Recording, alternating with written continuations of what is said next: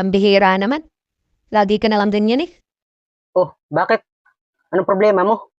Eh, hindi pa nga ako tapos binunot mo na agad. What? Aba, ba't hindi ko bubunutin? Eh, tagal-tagal ng iyong yan. Inip na ako eh. At saka, said na yun sa akin eh. Paano hindi masasaid? Eh, nakasaksak pa, nilalaro mo na. Alam nga naman bunutin ko, eh paano kung mamatay? Bakit pag nakasaksak ba, hindi pa pwedeng laruin? Pwede naman, kaya lang lalo tumatagal. Mainit na eh, hindi ka pa rin tapos. Aba, inip na rin ako eh. Ikaw naman? Eh, ganun ka rin naman. Kahit naman nakasaksak, nilalaro mo din. What? Eh, at least ako. Pag alam kong puno na, binubunot ko na. Eh, bakit ka kasi nakikialam? Eh, charger ko naman yun. Di ba may charger kang sayo, ba't hindi yun ang gamitin mo? Ay, charger mo pala yon? Akala ko sa atin.